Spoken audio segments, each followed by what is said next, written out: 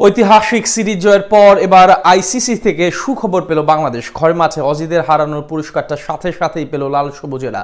আইসিসির রেটিংয়ে উন্নতি হলো কয়েক ধাপ, সেই সাথে র্যাঙ্কিংয়ে উন্নতি হবার দ্বার প্রান্তে টাইগাররা। পরের ম্যাচে জিতলেই টপকে যাবে সাবেক বিশ্ব চ্যাম্পিয়ন ইংল্যান্ডকে। অস্ট্রেলিয়ার বিপক্ষে রেকর্ড গড়া সিরিজ জয়ের পর বাংলাদেশের আইসিসি রেটিংয়ের উন্নতি নিয়ে বিস্তারিত জানবো প্রতিবেদনে। ইতিহাস রচনা করলো বাংলাদেশ। আগের ম্যাচে 21 বছর পর অজিদের হারানো টাইগাররা এবার ইতিহাসে প্রথমবারের মতো সিরিজ জিতে নিল অস্ট্রেলিয়ার বিপক্ষে, যা আগে কখনোই করতে পারেনি টাইগাররা। সেটাই এবার হেসে খেলে করে দেখালো মেহেদী মিরাজের দল। প্রথম ম্যাচে ডিএলএস মেথডে 86 রানে জয় পাওয়া বাংলাদেশ বৃষ্টিবিঘ্নিত দ্বিতীয় ম্যাচে জয় পেল 5 উইকেটের বিশাল ব্যবধানে। আর তাতে করে এক ম্যাচ হাতে রেখেই বিশ্ব চ্যাম্পিয়নদের বিপক্ষে জয় তুলে নিল লাল সবুজেরা। এমন সিরিজ জয়ের পর আইসিসি থেকে বড় সুখবরও পেল লাল সবুজেরা।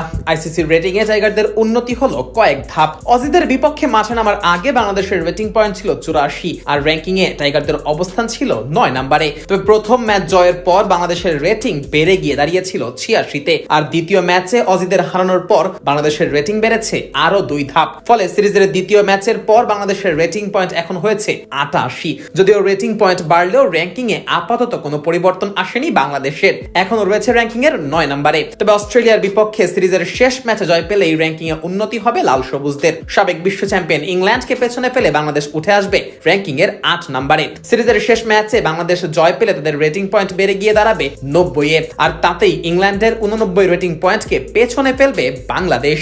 বাংলাদেশের এই জয়যাত্রার পেছনের গল্পটা অবশ্য দারুণ। মেহেদী মিরাজের হাতে দলের দায়িত্ব যাওয়ার পর যখন একের পর এক ম্যাচ হারতে থাকে লাল সবুজেরা, তখনই যেন ফিনিক্স পাখির মতো উদয় হয় নতুন বাংলাদেশের। নাহিদ রানা, তাসকিন আহমেদ, মোস্তাফিজুর রহমানের হাত ধরে টাইগারদের পেস বিপ্লব ঘটে। আর এই পেস বিপ্লবে একে একে ধরা পড়তে থাকে পাকিস্তান, নিউজিল্যান্ডের মতো দলগুলো। এবার সেই পেস বিপ্লবের শিকার হতে হলো বিশ্ব চ্যাম্পিয়ন অস্ট্রেলিয়াকেও। এদিকে টাইগাররা যখন আইসিসি রেটিং এ একের পর এক সুখবর পেয়েই চলেছে, তখন অস্ট্রেলিয়ার সময়টা মোটেই ভালো কাটছে না। কদিন আগেই পাকিস্তানের বিপক্ষে সিরিজ হারের পর এবার বাংলাদেশের সাথেও মাথা পেতে নিতে হলো পরাজয়। আর তাতে করে দিনকে দিন আইসিসি রেটিং কমতে শুরু করেছে মাইটি অজিদের। 106 রেটিং পয়েন্ট নিয়ে বাংলাদেশ সিরিজ শুরু করা অজিদের রেটিং পয়েন্ট এখন নেমে গিয়ে দাঁড়িয়েছে 101-এ। ফলে র্যাঙ্কিং এও অবনতি হয়েছে এক ধাপ। 3 থেকে তারা নেমে গেছে 4 নম্বরে। শেষ ম্যাচেও যদি অস্ট্রেলিয়া হেরে যায় তাহলে তাদের রেটিং নেমে যাবে 99-এ। সেই সাথে আইসিসি র্যাঙ্কিং এও পাকিস্তানের পেছনে চলে আসবে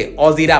একটা সময় ছিল যখন বড় দলগুলোর বিপক্ষে খেলতে নামলে জয় পাওয়া তো দূরের থাক, ব্যাটিং এ কোনো এক ব্যাটারের 50 কিংবা কোনো বোলারের ভালো পারফরমেন্স পাওয়াই ছিল অনেক বড় ব্যাপার। সেখানে টাইগাররা এখন বড় দলগুলোর বিপক্ষে হরহামেশাই ম্যাচ জিতছে, তাও আবার ট্রু স্পোর্টিং উইকেটে খেলেই পাকিস্তান, নিউজিল্যান্ড কিংবা অস্ট্রেলিয়ার মতো দলগুলোকে হারাচ্ছে বাংলাদেশ। আর এটাই প্রমাণ করে দেশের ক্রিকেটে পরিবর্তনের হাওয়া লেগেছে।